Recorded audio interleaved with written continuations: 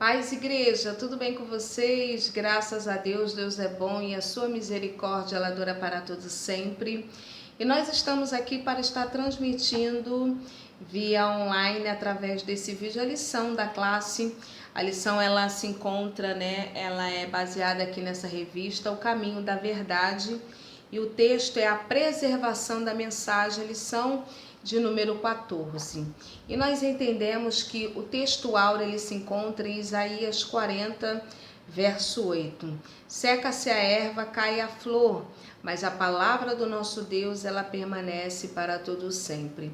E na introdução nós veremos que desde a formação dos escritos originais, das escrituras em cada evento histórico específico até o dia de hoje, ao longo do caminho percorrido, esta jornada ela foi bem acidentada e repleta de diversas oposições que conduzia de uma forma da linguagem à luz da divina revelação de Deus, do Senhor.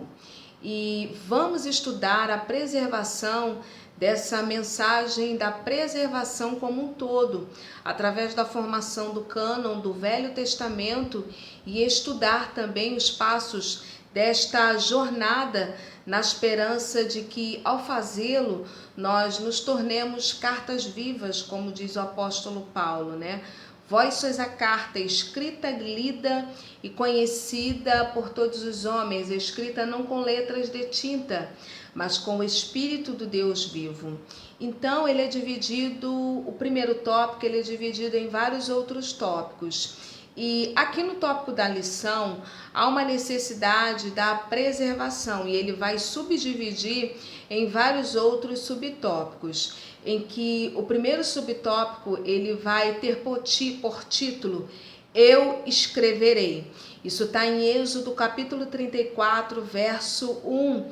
As escrituras elas são claras em atribuir às tábuas da lei uma obra direta do próprio Deus, e nesse ato há uma iniciativa do próprio Deus em conservar todo o conteúdo das suas palavras. E nessa intenção,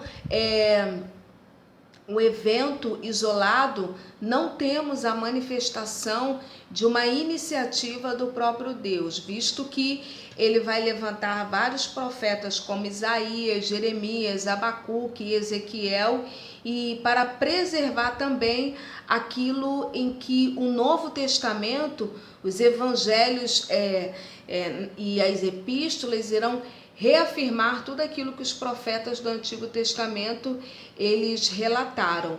E no subtópico B, que está lá em Crônicas, 1 Crônicas 29 e 29, diz que os atos, pois, do rei Davi, tanto os primeiros como nos últimos, estão descritos nas crônicas. E alguém já disse que nós somos a história. Embora essa história dentro de um contexto atual, cético, enquanto que as narrativas históricas precisam considerar que são juntamente células que constituem a nossa identidade particular e a nação de Israel, teve essa percepção em que o cronista ele vai dizer.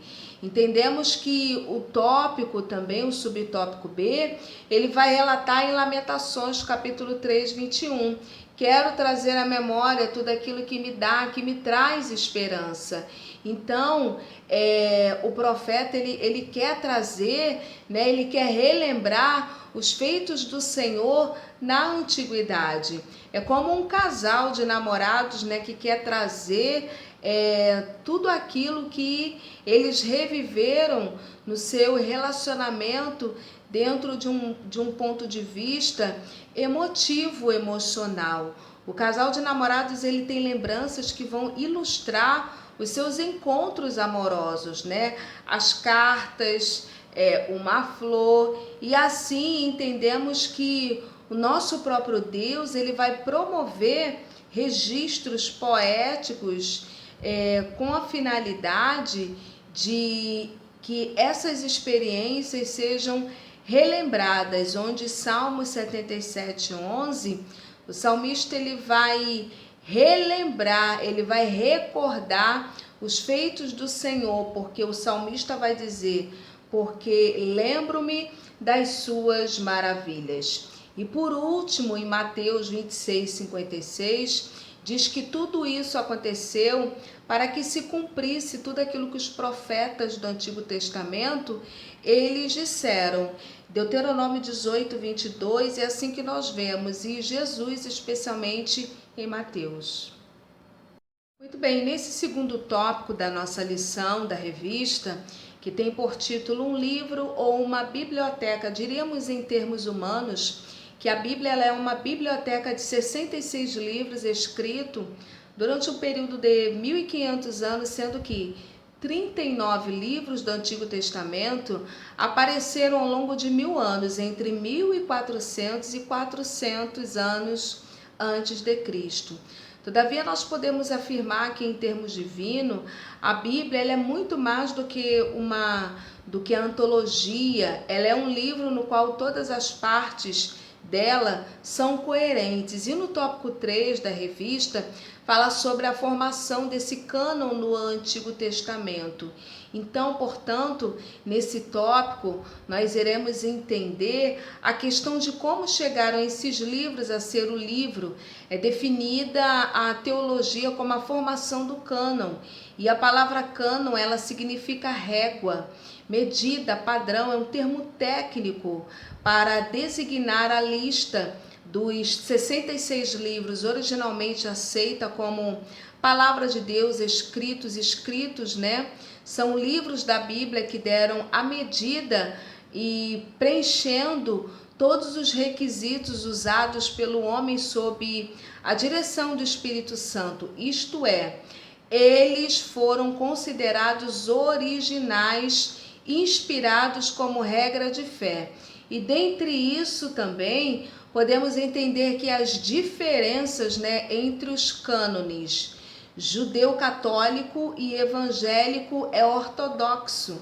A Igreja Protestante reconhece apenas os 39 livros do Antigo Testamento e ortodoxo 50, que no ano judaico difere da quantidade para apenas 24 livros, pois o grupo dos livros e os distribuem em uma outra ordem, Igreja Católica no Concílio de Trento, isso em 1546.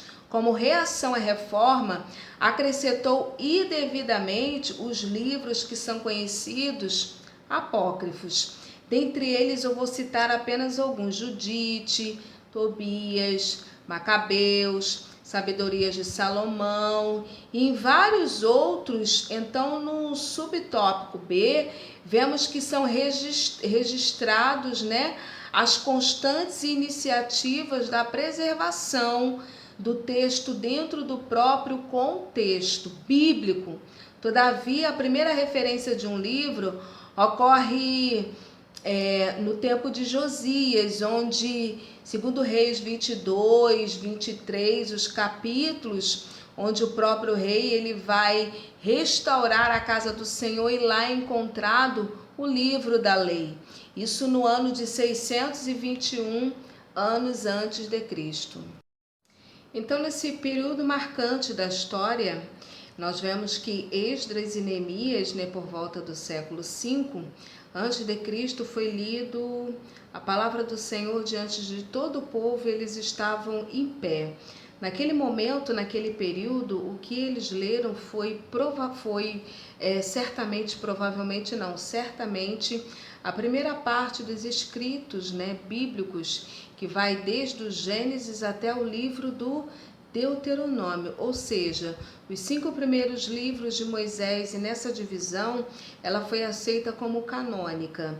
Desde o ano 440 a.C., segundo os profetas que se dividiram também, os profetas anteriores, Josué, Juízes, Samuel, Reis, os profetas posteriores como Isaías, Jeremias, Ezequiel, e os 12, o que é a união dos chamados profetas menores, de acordo com a melhor evidência existente do cânon desde a segunda divisão. foi no mínimo concluída em um ano de 200 anos antes de Cristo. E a terceira divisão ela era conhecida como os escritos, em que é incluído os livros poéticos, ou seja, Salmos, Provérbios, Jó, os cinco rolos, né, de Cantares de Salomão, Eclesiastes e também o livro de Esther. E os 3 livros históricos, como Daniel, Esdras e Neemias. E Crônicas, nem tanto, a extensão completa foi provavelmente determinada no concílio de Jamnia, no ano 90 e depois de Cristo.